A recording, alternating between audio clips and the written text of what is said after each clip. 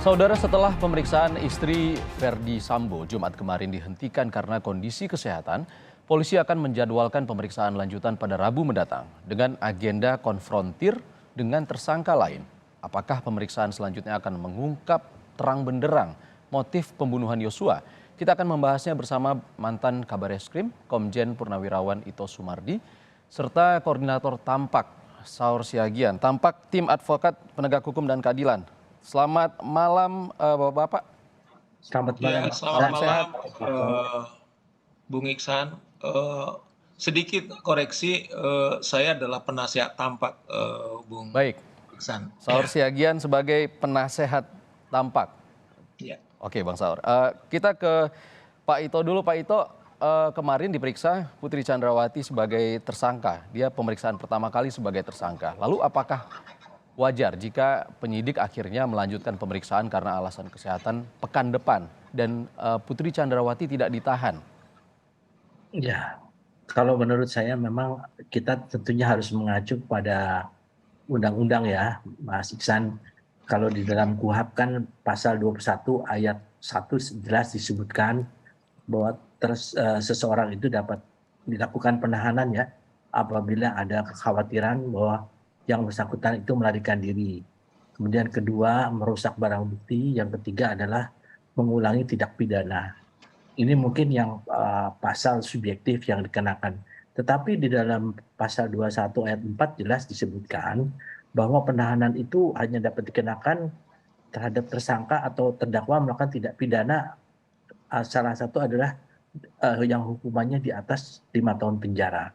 Lazimnya memang kita tentunya melakukan penahanan karena alasan tadi ya.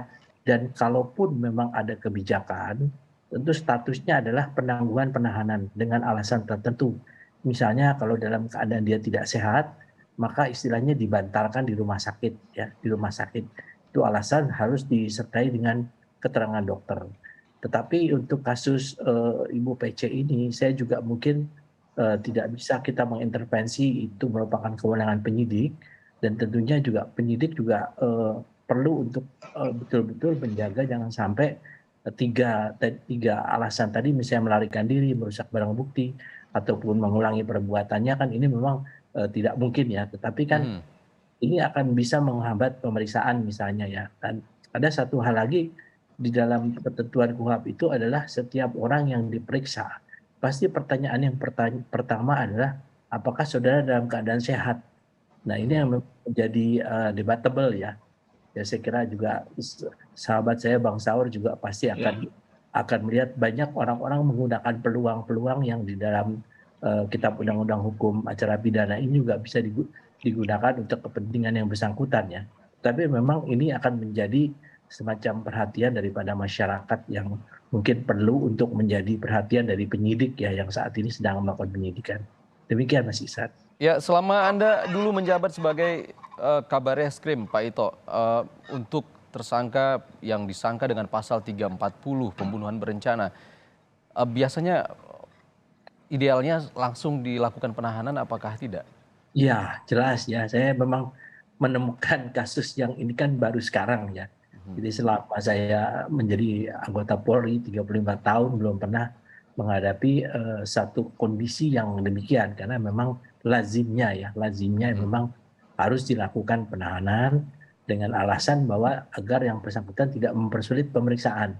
Tetapi kalau memang penyidik menganggap bahwa yang bersangkutan itu tidak akan mempengaruhi jalannya pemeriksaan, mengganggu pemeriksaan ya mungkin itu adalah kewenangan penyidik juga Mas. Tapi kalau pengalaman saya dulu memang belum pernah lah ada pengalaman seperti sekarang. Itu saja Mas Iksan. Artinya ada kemungkinan ada alasan tertentu yang menjadi penyebab tidak ditahannya Putri Chandrawati, Pak Ito? Iya, itu kan Pak Kadif Humas sudah menyampaikan bahwa yang bersangkutan dengan alasan kesehatan ya akan dilakukan. Tentunya ini kan kalau sudah disampaikan oleh institusi resmi, ini tentunya ada hal-hal tertentu yang pasti akan menjadi pertimbangan dari institusi tersebut meskipun sesuai dengan Kitab Undang-Undang Hukum Acara Pidana itu juga tidak merupakan satu kelaziman gitu ya. Oke, Pak Ito, kita ke Bang Saur. Bang Saur, bagaimana Anda melihat pemeriksaan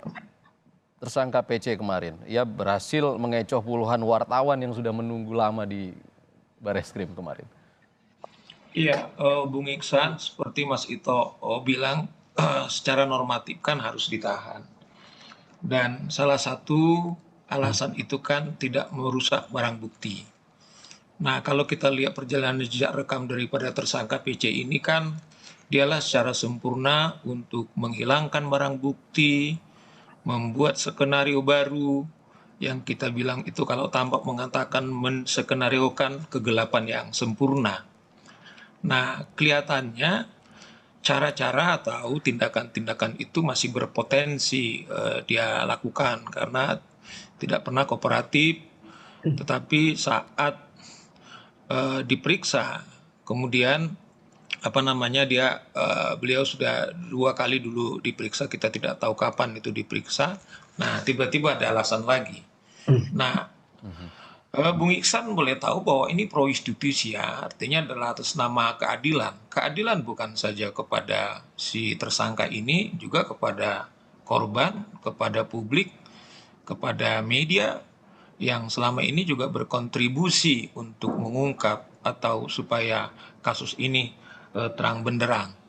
Dan yang berikutnya Bung Iksan, dari 4 tersangka yang sekarang ini juga kemudian ditahan. Nah, ini sebabnya dari awal karena sudah ada sesungguhnya satu perusakan barang bukti, bahkan menskenariokan supaya tidak gelap. Bahkan seperti saya bilang Bang Iksan, hampir semua lembaga negara kita kemudian jadi kesulitan. Ada 98 orang sekarang kemudian nasibnya kemudian terancam Bung Iksan. Tetapi sudah 4 terang benderang sekarang ini jadi tersangka. Ada beberapa yang berpotensi obstruction of justice adalah perilaku daripada tersangka ini. Nah, kalau ada alasan kesehatan, karena rutan kita punya standar HAM, ya, dia punya standar HAM, apalagi kalau kasus-kasus yang sangat penting seperti ini, pasti polisi kita punya standar untuk melindungi tentu seorang tersangka, dokter-dokternya hebat, kemudian juga tentu ruangan yang ditempati pasti juga standar kemanusiaan. Nah, itu juga dari awal, seandainya kalau publik tidak mengawasi kasus ini, atau kalau tidak pers kemudian sampai kita malam-malam menjaga ini adalah kegelapan. Nah, ini juga kita berharap sensitivitas daripada penyidik. Itu yang kita bilang, bukan saja kepada si tersangka, tetapi adalah korban, tapi kita semua. Nah, oleh karena itu jangan-jangan mungkin ini teknik saja, karena mungkin ada mau dikonfrontir, tetapi semestinya tidak ada alasan untuk tidak ditahan. Sebenarnya kalau ditahan itu untuk mempermudah. Untuk Itu, alasan terkait dengan alasan kesehatan yang disebutkan oleh Polri, yang juga disebutkan oleh pengacara dari keluarga Brigadir Yosua, ini tidak memiliki rasa keadilan terhadap keluarga dan masyarakat. Tanggapan Anda bagaimana? Ya itu yang saya bilang, tentu kan penyidik ini dia bertindak untuk atas nama keadilan. Nah, kalau beliau bisa diperiksa 12 jam misalnya, yang sebelumnya mungkin ada gangguan. Nah, tentu standar objektif seperti apa, misalnya kalau kesehatannya. Nah, buktinya bisa diperiksa 12 jam, mestinya juga tidak ada problem. Seperti kita katakan bahwa penahanan tentu yang disiapkan kepada beliau ini adalah yang paling tepat. Tentu penyidik saya kira paling tahu. Jadi menurut saya adalah justru penyidik kemudian mempertontonkan rasa ketidakadilan juga kepada si tersangka ini karena yang lain ditahan, kemudian juga kepada korban dan kepada juga publik. Kemudian jadi bisa berpotensi kemudian juga ada apa. Nah, ini kan yang selama ini sebenarnya penyidik kita sangat apresiasi tim sus ini, Pak Kapolri kita satu kecil pun tidak boleh ada celah karena mata kita seluruh Indonesia sekarang mengelototin kasus ini. Jadi dituntut standar yang sangat tinggi daripada tim penyidik karena memang track record beliau tidak baik. seperti kita bilang kita heboh sekarang Indonesia ini dunia, ada beberapa teman saya kemudian menelepon, saya tadi pulang dari Papua di taksi, orang penumpangnya semua katanya bicara soal kasus ini, termasuk juga kita akan merayakan G20, jadi kita pastikan ini tidak lagi kontroversial gitu Bung Iksan. Baik, baik.